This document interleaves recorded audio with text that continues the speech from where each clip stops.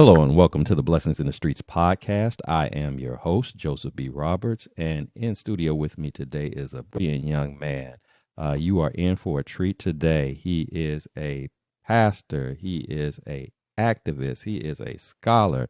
He understands the calling that God has placed on his life, and he's doing everything he can to not only embrace that calling, but to do the works that God has called him to do with the gifts that he's imparted inside of him to make a difference in this world, to make big changes. And I appreciate so much that he's taken time out of his busy schedule to be with us today, in hopes of encouraging and inspiring others in the sharing of his journey and the sharing of his story about what it means to go through difficult times and challenges and to be able to persevere and overcome those challenges. Of course, leaning on the strength of God to guide his steps accordingly. So, without any further delay, ladies and gentlemen, let me introduce to you Mr. Shay Thompson. Shay, thank you so much, my brother, for being with me today. My brother, thank you for the opportunity. I'm very happy to be here. Thank you. Absolutely, absolutely. So, hey, before we jump into our talk for this evening, man, I do want to give you an opportunity to share with the audience a little bit about yourself, what you do, where you're from. Just give them a little snippet, give them a little taster. Who is Shay Thompson, if you would? Most definitely. Well, good evening to one and all. My name is Shay Thompson, born and raised from Indianapolis, Indiana. As Brother Robert said before, I'm a pastor, activist, scholar, and I'm also a singer. I sing a little bit. Currently, I'm working on my Master of Theological Studies at Boston University. So I'm up here in B Town working with the great intellectuals and being exposed to different ways of thinking, and I'm loving it. And that's just a little bit about myself. Love that, man. And of course, I've been following that journey with you, man. And I'm so impressed and proud of you, man, and what you're doing. It's incredible. And I hope you don't mind my saying, me exposing this. But ladies and gentlemen, you got to understand this brother is 23 years old, and look at what he's doing already. I mean, the world is ahead of him in terms of what he's looking forward to being able to make his mark in and changing lives and impacting the world in just magnificent and wondrous ways that only God can make happen. And so I can't help but to be proud of this brother, and I'm so thrilled to have him on and learning a little bit more about his journey. So I hope you're as excited as I am to get into this conversation with this brother and find out a little bit more about him. So thank you for that intro, my brother. So with that said, when we talk about our journeys in life, and I say this, with all of my guests and just in my general conversations, you really can't speak to that life journey without reflecting back on where it all starts, where it all begins. And that's exactly where we're going to go in our conversation to kick things off. So if you would, man, please share with us, what was it like for you coming up? You from Naptown. Of course, I lived in Indianapolis for 17 years before I relocated here to Dallas. So I'm very familiar with Naptown. Grew up visiting Naptown many times. So, but we have listeners who may not know anything about Indianapolis, may not know about that life. So if you would share with us, what was it like for you growing up, fond memories that you have about growing up, as well as if there was any challenges that you had to deal with that you'd like to share. Please, elaborate on that as well with us, if you would. Kind of give us that beginning of your journey. Sure. As I said before, I'm from Indianapolis, Indiana. Indianapolis is a pretty cool town. Now, let me try to do some division here. Indianapolis is a lot different from Indiana. Okay, it's a lot different. Whenever, for instance, here in Boston, whenever I say I'm from Indianapolis, people think, oh, I'm from a big old cornfield, barns everywhere, cattle and farms. That's only in little cities of Indiana. I'm from Indianapolis. I was born and raised in the city. Um, Pretty great childhood. My life was always filled in the church. My mother, she really applied that proverb. It takes a village to raise a child. So for myself, it was a pretty great childhood. I mean, if my mom was busy doing whatever, like going out of town because of work or just had too much to handle, I had aunts and uncles at church, even cousins at church who were way older than me who didn't mind taking me in. I mean, I had a community that loved on me, catered to me, saw something in me from a young age that I didn't see in myself until I got a little bit older. So yeah, being a kid in Indianapolis in the early 2000s, it was pretty cool. Pretty cool. That's awesome. That's awesome. And like you said, in describing Indianapolis, from those on the outside looking in, they may Hmm. not really know. Now, I do know when I was, younger coming up, and we would visit because I have lots of family in Indianapolis. Back in the day, I mean, I'm telling my age bit, but back in the '70s and such, coming in to me, coming from Chicago, which is where I grew up, coming to Indianapolis was like going to the country. That's what it felt like to me. We Yeah. we we going to the country, you know and but it was weird, because by the time I got into adulthood and would ultimately relocate to Indianapolis, by that time Indianapolis had progressed significantly and it was Yeah. looking more like a to me like a city life than that that country cornfield type of a vibe to it. So you're absolutely correct in your description of Indianapolis, and really Indianapolis is not the same as the whole state of Indiana. It's its No, it's own not. unique thing. I mean, you think about all the other small towns; it's completely different makeup, mindset, attitudes, all of that stuff. So Hmm. Indianapolis is a great place to live in. Awesome city, like I said, spent 17 plus years there myself. Of course, gravitated to adding on to my fan base, the Colts fan and the Pacers fan and all of that. Oh yeah. So it kind of grew on me after some years. So awesome memories and times in Indianapolis. So good things that you reflected on there, and it's good to hear that you had a wonderful childhood coming up. And Yeah. but one thing I do want to ask you, in regards to your childhood, especially considering what you do now. I mean, you, as I Hmm. stated at the top of the show, you're a pastor, Hmm. and you're a young pastor. So I'm curious to know, when did you know that this was a path that you were going to take? When did that conversation with you and God happen, where He said, "My brother, you getting ready to be a pastor"? What was that? If you could take us through that experience, what that was like for you. Sure. As I said before, I was born and raised in the church, and I was quite different from my peers. I remember being a little kid hanging out with bishops and elders and pastors, cause I'm seeing me. I'm Christian Methodist Episcopal, and I've heard so many stories of how being like a 4 or 5 year old kid, shaking hands with Bishop so and so as they was coming down their way to start the annual conference meetings. Being with my pastor for the missionary march. So yeah, I was always born and raised around pastors, and so as a kid, I remember I would preach to my stuffed animals after church, mimicking our pastor at the time, and I just kept doing it and doing it. And as a little kid, you think you're slick. And Hmm. my mom, she overheard me and she asked me, "Did I take up an offering that day?" so, so, the more I kept doing, I realized this is something I really have a passion for. And so at the age of 7, I went to my pastor at the time, the late Reverend Dr. O'Neill Sean Jr. He's coming out of his office every Sunday at Trinity CME Church, my home church. I would look at the hall of other pastors with their photos on the wall, just be mesmerized, like, wow, one day that will be me. Wow. And he came to me and we started having a conversation. I'm about 7 years old. I told him I want to preach, I want to pastor, and Lord willing, maybe pastor the home church I currently attend. And I'll never forget the Sunday when he announced my calling. He wasn't preaching that Sunday. One of our bishops were. And he told me to come up. Now, in my head, I'm thinking, oh, Lord, what is he about to do? Right. You know what I'm saying? Because in the black church, you get voluntold. So Right. it's like, Right. okay, what's about to happen? And I remember he told the whole congregation I announced my calling. And I remember just seeing tears rolling down his face because he's like, finally, he is seeing something in himself that I've seen ever since he was born. Mhm. Like it felt liberated. It felt celebrated. And he started working with me, asking me to give him benedictions after church, telling me to read all the time, which I still do. And yeah, at the age of 10, I preached my first sermon.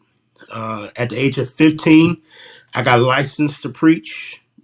At 20, I got ordained a traveling deacon in the CME church. And And my birthday was that past October, and this is around 2021, going to 2022. Started pastoring at 21, and yeah, right now I'm currently in seminary. So it's been a great journey, and I'm loving it. You know, ready to learn new things, and especially right now in this seminary world, definitely some stuff I really want to take with me so I can learn how can I apply it to pastoral ministry or even to ministry in the classroom.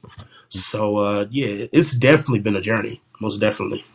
That is awesome, man. I love to hear that very wonderful and powerful story. And the word that caught my attention. You talked about it being liberating, Yeah, and I know that that's a theme that you've made known on your own social media page. You referred yourself to it like the liberation theologian, yeah, and I even incorporated that in our, I don't know if you caught our title for the show, from yeah, limitations to yeah, liberation, yeah. and it fits perfectly, especially now hearing your story. It totally makes sense. So Hmm.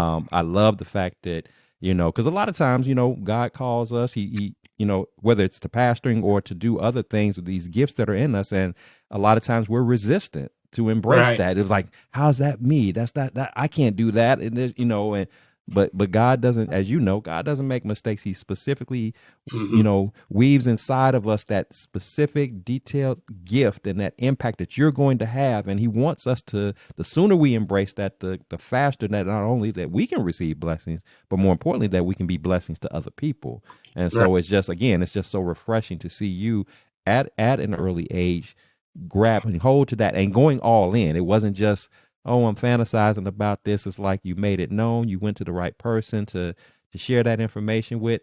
They believed in you. They already saw in you this Hmm. thing, this gift, and then you just walked in it, and you've been building and building and continue to build on it. And so, I mean, the greatness that lies ahead for you is just phenomenal. And I'm just loving how God is using you. So I appreciate you sharing that part of your journey in regards to your calling. So that's good stuff. Good stuff.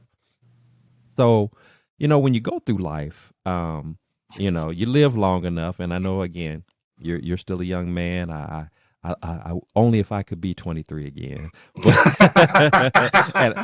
and I can tell you, my hair was not as on tight as well as yours is at 23. I mean, some parts of it was, and some parts it Uh-huh. was not. But with that said, even at a young age, you live long enough, you're going to face moments of adversity, moments of challenge, that you're going to deal with, and sometimes that those moments of adversity are going to be a little bit more than the usual.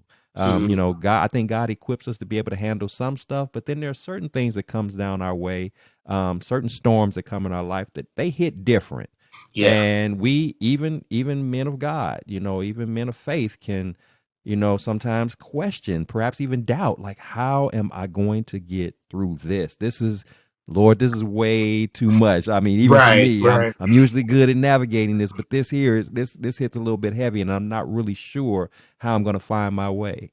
If you would, tell us about a time when you found yourself in that type of situation where you just didn't really know how you were going to get through it.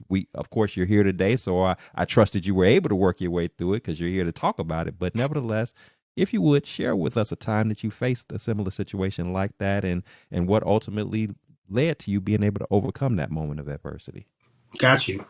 Um. Yeah. I think the main storm I can really remember was being a little kid when my older brother was murdered. Mm, Grew up with a single mom, had other siblings from with different mothers. Um, yeah, my older brother was born in '81. My older sister around 1999, and I came around a year later. And so I got a chance to get to know my older brother a little bit. Um, you know, like for instance, there are times my dad he would pick me up from home and we would go visit him, whether it be at his house or at the local barber shop or whatever local hangout spot, just so we can have the interaction. But I never really got the chance to get to know him. And so it's around 2009, December 2009. He goes missing for about 2 weeks. For about two mm, weeks, and the night he was found, I never forget. I was as a little kid, I'm supposed to be asleep at a certain hour. Fox News comes on and they say there's a body been found on Forest Manor in Indianapolis. And it's something about a woman's intuition because my mom, she already knew it was him before they even said anything. She already knew. And so I remember waking up the next morning and she goes, "Baby, there's something I gotta tell you." And I'm like, "Look here, we got church in a couple in a couple hours. You're always on me by being on time. So what you gotta tell me? What's going on?" And she said, "Baby, your brother's dead." And I was like, "What do you mean he's dead?" Like it was Right. kind of like it hits you and it was like, really? Like you're joking with me, right? But no, it was reality. He was. They found him in the backyard of my grandmother's house, a few yards away, and he was shot about 4 times in the chest, once in the head, and they burned him alive. Oh Um, wow. yeah, and so I'm a little kid, so it goes to the saying, nobody knows how much of an effect it will have on you the older you get. Mm-hmm. And the older I got, it really started having an effect on me. Don't get me wrong. I go to the funeral. We have the repast. I was okay, but what traumatized me was when they took me to the site where they found him. Now I'm from Indiana in the summer, and it starts getting dark around 8 o'clock, 8:30, 9 o'clock during the summertime back in Indiana. Mm-hmm. And so I remember my dad taking me there, and I'm like, dude, get me out of here. Like, Mm. get me out of here. I don't feel comfortable. Take me to the spot where they found him. You can still see a little bit of the skin that popped off his body in the fire. I'm like, yo, get me out of here. I don't feel Mm. so comfortable.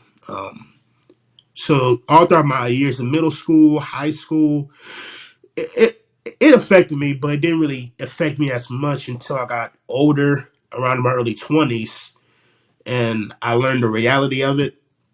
And I never forget, I just hugged my mom when she told me the real truth, and I saw it and bust out crying because it's like a guy who I hardly got a chance to know was taken away from me like that.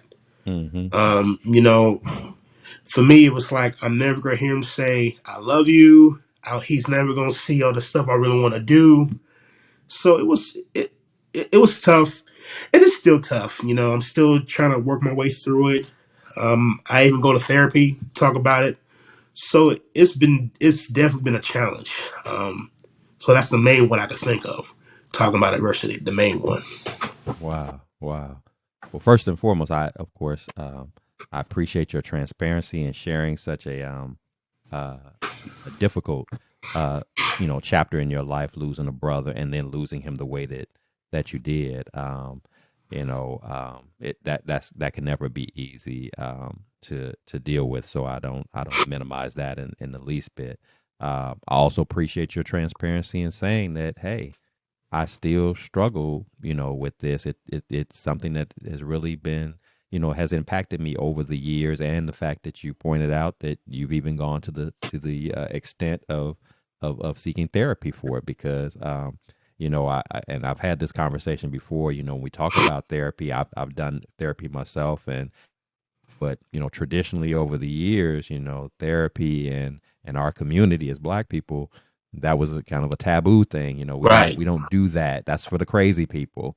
you know Hmm. and then there would even be some who would argue, when you are, a believer, when you're a follower of Christ, some would even question, well, why would you need therapy? Because you're supposed to trust in God, so that should see you through. And I'm sure you had many conversations with God, but that doesn't necessarily mean that just because you've done that you still don't hurt, or that you still don't reflect on what that impact was on your life and losing your brother. So yeah, and then like you said with your mom, you coming up as, single parent mom, that's always, devastating to lose a child. Yeah. So many things to unpack with that. But again, I appreciate you sharing your sharing that story and being transparent in doing so. And And I'm pretty sure there may be somebody who's listening that they know what that's like to lose a family member, to lose a friend, Yeah.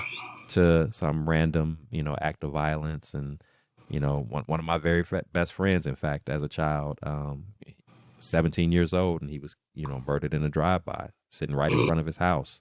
And I remember what that impact was like on me, because I couldn't even process that, like, for real. And it wasn't even until I saw him, at Yeah. the funeral, it's like that it really sunk in, and I didn't know how to really, handle that. It was a lot to take in. So, but I'm thankful that, at such a young, and that may be, if we really think about it, part of your accepting of your calling at such a young age, I think, and you can tell me if I'm wrong, I think it was instrumental and by design, for you Yeah. to begin to be in God's word and be in relationship with him, and walking in that calling at an early age, because God already knew that there were going to be some things that you were going to have to deal with even as a young kid, that you were going to have to mentally and emotionally get ready for the work Yeah. that lied ahead. You may have not understood it at 9 or 10 years old, but clearly I think that makes a tremendous difference in just even how you process it. A life with Christ versus a life without him, and Right. having to deal with those traumas and tragedies in life. It may have hit you a completely different way, and sent you on a completely different track. So that's why I Right. say God knows what he's doing, when he sets us up in these situations, and when these storms of life come our way, it's never Hmm. meant to harm us or to hurt us. We may feel, sadness or anger or frustration in the moment, but Hmm. he's working something in you, as I can clearly see he's working in you. And so I don't take these incidents happening the way that they did, and the timing of everything with your growth and walk in Yeah. Christ, that all of that is interconnected, I believe, Yeah. in positioning you accordingly. I'm sorry, go ahead, you had something. Yeah. And most definitely. And I think also too, his death showed me a lesson of what happens when you live that sort of lifestyle. Mm-hmm. Um, he was born in the '80s. Reaganomics, the crack epidemic in black communities. I'm still hearing stories from my dad when he was saying how he heard about him, smoking weed and he knew about it.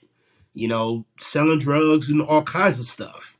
I didn't know he was into stuff like counterfeit until I got older.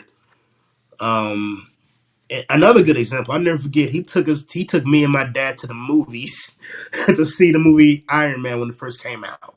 Mm-hmm. He spent like at least over $1,000 on us that night. I mean, from buying the movie tickets to taking us to the arcade before the movie started playing.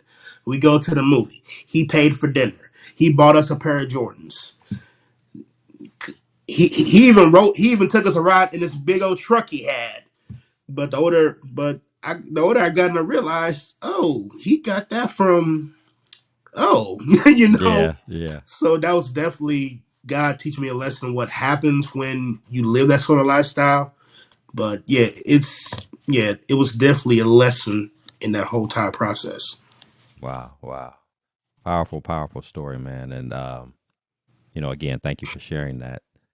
So staying on the subject of dealing with adversities and challenges, all adversities obviously are not going to be as major as what you spoke of. Sometimes they're Yeah. big like that, and sometimes they're just day to day annoyances and problems and issues that we Hmm. got to deal with. We all face a variety of those things over the course of our life. So, what I'm curious to know from you is, when you do find yourself in that moment of adversity. I got a problem in front of me. Hmm. I came home and this issue is in front of me. I got to deal with whatever that is, big, small, or otherwise. What is your process? What is your routine that you like to go through that helps you to stay focused on the issue at hand, kind of keep it cool and everything, but while you're also trying to work your way through it all? How do you like to process dealing with adversity? What works for you? I would say the main thing that works for me is not stress over it. I Mm-hmm. think a lot of times whenever we face adversity, whether big or small, we like to stress over everything, and stress can kill. And so I think the main thing I like to do is just not stress over it. Cause life, I mean, let's be honest, life really be life in sometimes. Mm-hmm. And so, uh, excuse me. And so Yeah, not stress over it. Calm down, listen to music, pray, Mhm. and just with the help of God, go and handle the minor issue. Yeah, that's the main thing, because the main thing I've learned now that I'm a little bit older is not stress over everything, because whether we like it or not, life can throw you either major or minor curveballs. And the test is how are you able to react to it? Are you going to stress over it, or give it to God? And after you give it to God, do your best in your process of overcoming it. I love that. I love that. And I think that's the perfect mindset to have because, one of the things that I always share is, I mean, we're still human. Right. So, there's nothing wrong with you having that initial human reaction to the moment of adversity. Again, whether it's I'm saddened, I'm hurt, I'm angry, I'm frustrated, I'm agitated, whatever those feelings are, it's okay for you to have that because again, we're human beings. That's how we're made up. Where it becomes the challenge becomes is am I going to allow myself to stay stuck there Hmm. or or am I going to take a moment to kind of calm down, catch my breath, like you said, not overstress, not overthink this Yeah. and say, okay, where do I go from here? And of course the big connector is leaning on God to help me guide that direction, where you say, okay, Lord, you got this before me. I don't know what to do with it. Right. Help me work myself through this. What am I supposed to glean from this experience? What am I supposed to do? Guide my steps in this. And Right. then I think when you do that, um, you'll be surprised. For those who haven't practiced that, you'd be surprised how God will begin to reveal to you this is how this is going to go. This is how you need to work through this. Sometimes, quite frankly, sometimes the advisement might be just sit back and be still. You Right. know, Right. sometimes it's just that. I don't need you to do anything but just sit and wait on me to work this out for you. And then there's other times when God wants us to be a part of that process because Mm. again, he's trying to show us, he's trying to grow us, he's trying to train us up. He's trying to develop us so that we will know next time when we have future moments like this that we won't, have that freak out moment, if you will. We won't go into panic mode. And I think the more and more we practice, not stressing out so much the moment adversity comes or not allowing ourselves to get consumed in those moments, um, we'll actually get good at handling storms. And we won't even look at storms as being a negative thing. We'll look at it as opportunities to, Yeah. to grow, to be better versions of ourselves. Of course, with the lead factor being that we're leaning and dependent upon God to guide us through those, navigate us through those storms of life. So, Yeah. good stuff, my brother. So, thinking back, again, you shared your story about your brother. You and I both have talked about, I'm sure there's been other friends and people that you've known that, may have lost their way, kind of get caught up in that life or what have you. If you had an opportunity to speak to those individuals, young men, young women right now who might be in that zone right now where they're out here kind of living that life, doing things that are, clearly outside of God's will, but you know, but also clearly things that could cost them their lives, clearly things Yeah. that could ruin their futures, clearly things that could prevent them from really living out their purpose, Yeah. and enjoying life the way that they should be enjoying it. You know, um, you know, the potential of them possibly abbreviating their lives because of the decisions that they're making or failing to make. If you had a chance to speak to that group of young people, to give them some words of encouragement that as to Mhm. what you believe is some things that they need to keep in mind, keep in their hearts, keep in their path, what would be those words of encouragement that you would have for them to kind of guide them in that right direction? Well, I would definitely just. I mean, Scripture says, "Love, faith, hope, and love will abide, but the greatest of these is love." And most people my age who are going through, who've been outside the will of God, or who have just strayed away, I'll just say straight up, look here, I love you. Mm-hmm. And because I love you, I don't want you to go through, I don't want you to end up dead or worse, in jail or worse, because of your actions. You are valuable. God has a great plan for your life, and you could be great. I mean, live your life in such a way that when it's time for you to go on, somebody can say, "I was happy that individual was my father. I was happy that individual was my mother. I was happy I was married to that person. I was happy I know that person." Because life is so short. You can be here one day and gone the next. And so, definitely live your life to the fullest. I mean, we're human. You will make mistakes, but don't let the in crowd, the out crowd, tell you what's best for you. You know what's best for you. Love that. I love that. Such an important message. I love the fact that you highlight that it's okay to make mistakes. We Yeah, all it's do. perfectly We right. all do. We all make mistakes. I also would, I want, those who are listening, whether it's younger people or whether it's parents of children, have these conversations with your kids. Let them know, hey, not only is it okay for you to make mistakes, but nobody's trying to say that you have to be perfect. Nobody's Mhm. saying that you have to be Shay and become a Right, pastor. That may not be right. your calling. That might not be your gift. God gives us our gifts to do a variety of different things. Everybody wasn't meant to pastor. That doesn't mean that you can't accomplish those goals, that you can't live an abundant life. That would be pleasing to God, in terms of how you're approaching it, and who you're impacting, who you're blessing. But it's about making the right decisions. It's about understanding your worth, your value, and just again reminding our young people that that we do love you regardless. Yeah. We love you. The love piece is so critical, because it's I mean, I'm a parent. I have a 16-year-old, and and thank God she's been great. Not no real problems, or anything like that. Yeah, yeah. But nevertheless, I never want her to miss the fact that I love her, and that I want nothing but the best for her, and that even when she makes mistakes, that I'm not holding that over her head. I'm not holding that against her, because just like I don't want to do that to her, I want the same grace when it comes to me when I make mistakes. Right, I want right. I don't want God, because we all know if God was to hold all my mistakes over my head, over your head, we Hmm. be in a mess of trouble right now. But Exactly. thankfully we serve a God who is gracious and merciful, and willing to give us second chances and 20th chances and 2000th chances, to get that Hmm. thing right. We just have to get our focus together and understand what things are important and what things are not, and Yeah. quit trying to rush the process, but let it kind of come to you, but let it come to you from the right sources.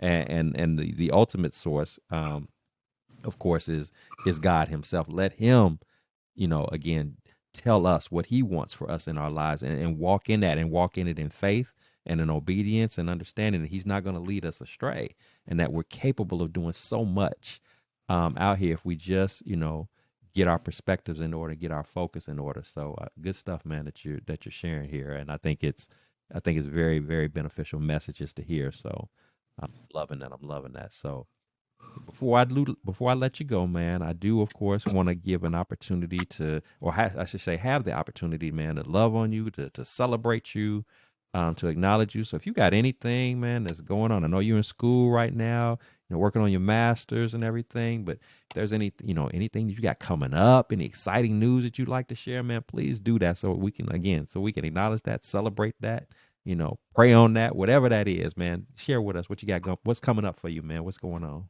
Well, I'm working on my MTS, Master of Theological Studies, 2-year degree.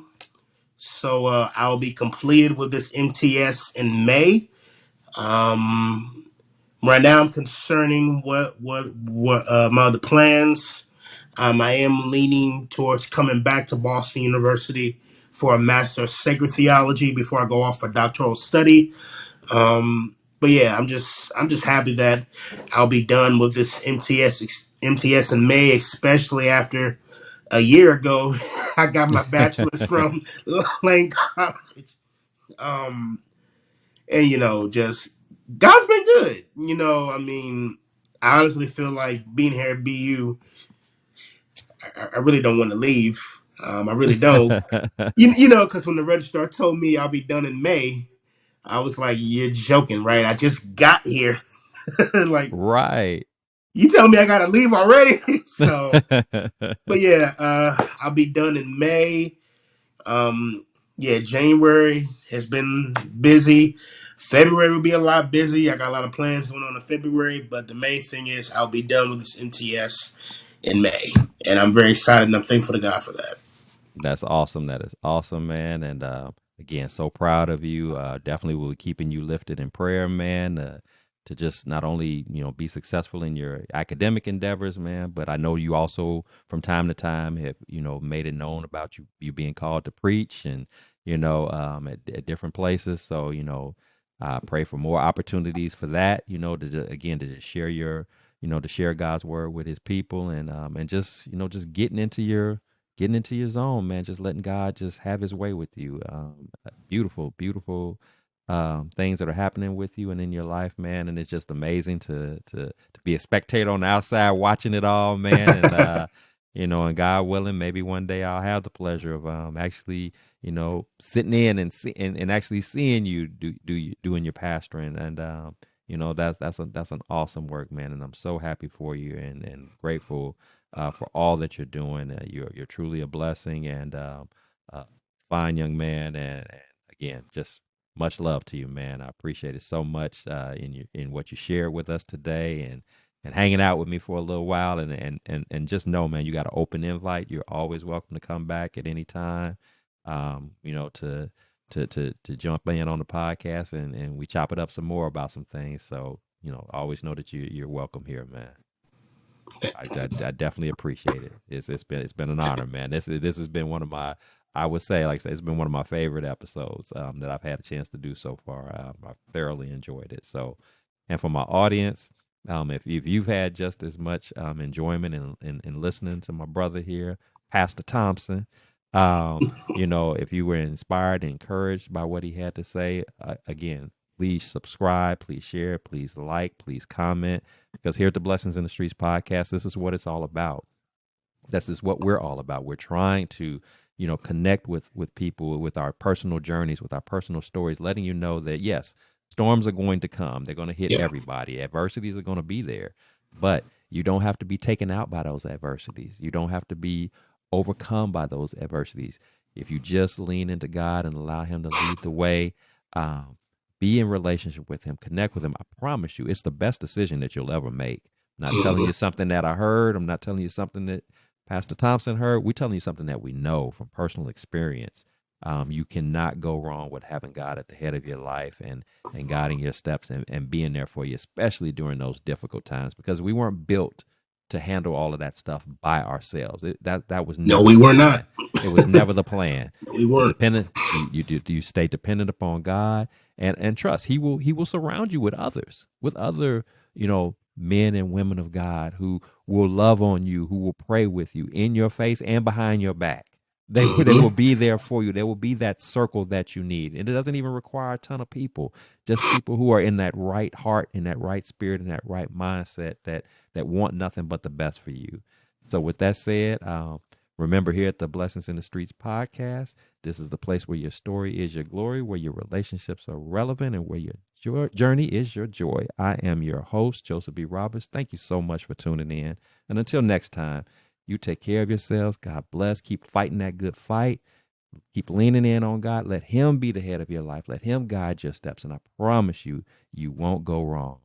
I love you. I love you. I love you. Look forward to seeing you next time when we have our next up episode. Please tune in. Until then, you take care of yourselves.